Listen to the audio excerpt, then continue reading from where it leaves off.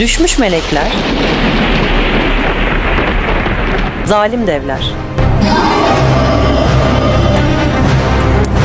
Öbür dünya, ölümden sonraki yaşam ve evrenin sırrı. Bu, gizemli Enok kitabına dikkatleri çeken şeylerin sadece küçük bir kısmı.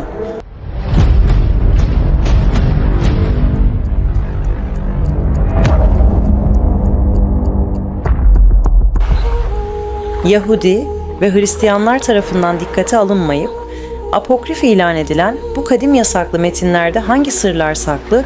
Gelin bir bakalım. Enok, Hazreti Adem'in 7. soy torunudur. Nuh aleyhisselamın büyük babasıdır. 365 yıl yaşadığı söylenir ama bunun sadece 65 yılı dünyevidir. Tevrat'ta Hanok ile ilgili olarak Tanrı ile yürüdü ve artık yoktu çünkü Tanrı onu aldı yazmaktadır. Bu ifadeler Enok'un bazı Yahudi ve Hristiyan geleneklerinde cennete canlı olarak girmesi olarak yorumlanır. Kitap 5 ana bölüme ayrılır. Gözcülerin düşüşü, göksel ışıklar, bahsetmeler, Enok'un mistik yolculuğu ve mektupları.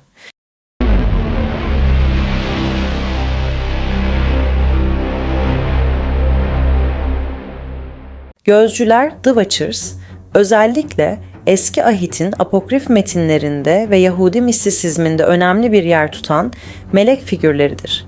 Bu melekler genellikle izleyici melekler olarak çevrilen Watchers Angels olarak bilinir. İnsanoğlu yaratılmış, dünyada varlıklarını bir şekilde sürdürmekteyken, gözcüler denilen bir grup göksel varlık Tanrı tarafından onları izlemekle görevlendirilir. Bu meleklerin lideri Semyaza'dır.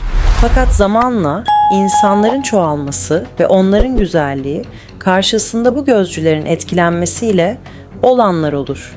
Semyaza ve onun önderliğinde 200 gözcü meleğin yaratıcının emrinin dışına çıkıp bir felaketi insanlığın üzerine nasıl salacaklarının girişini yapar. Semyaza dedi ki, bunu yapmamanızdan korkarım. Çünkü öyle bir durumda yalnızca ben bu büyük günahı üstleneceğim. Ve hepsi ona cevap vererek dediler. Hepimiz yemin edelim ve birbirimize bağlayıcı yeminlerle bağlanalım ki bu niyeti terk etmeyelim ve bu eylemi yapalım. Sonra hepsi bir araya geldiler ve birbirlerine bağlayıcı yeminlerle bağlandılar. Ve onların sayısı 200'dü. Bunlar Yaret'in günlerinde Hermon Dağı'nın zirvesine indiler. Ve Hermon Dağı'na indiklerinden dolayı buraya Yeminler Dağı adı verildi. İnsanlar yeryüzünde çoğalmaya başladı ve onlardan güzel kızlar doğdu. Kızlar o kadar güzeldi ki melekler onları arzuladı ve onlarla cinsel ilişkiye girmeye başladılar. İnsan kızları onlara çocuklar doğurdu. Ancak bu birliktelikten doğan çocuklar nefilim olarak bildiğimiz devlerdi ve insanlar için bu bir felaketti. Gözcü melekler. Bu doğan çocuklarına gizli göksel bilimleri de öğretmeye başlar, metal işleme, silah yapma ve büyü sanatı gibi insanoğlunun öğrenmesinin yasak olduğu bilgileri. Zamanla bu nefilim soyu yozlaşır, insanları iyice köle haline getirip sömürmeye başlar, hatta hem dünyanın kaynaklarını şuursuzca tüketip hem de yaratılmış tüm hayvanlara, insanlara karşı da zulüm edip onları tüketirler. Ve o günler insanlık için kaos olarak anlatır.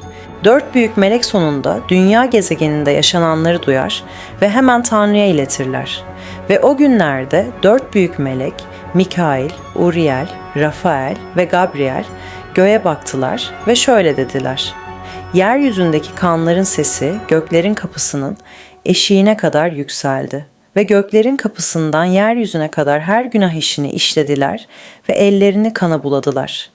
Göklerde, arşında, tahtında oturan büyük Tanrı, günahkarların ve ruhların şikayetlerini işitti.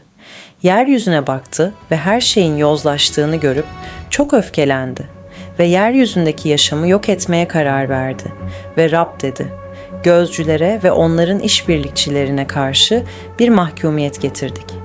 Gözcülerin çocuklarına karşı bir tufan getirin ve onları büyük sularda boğun.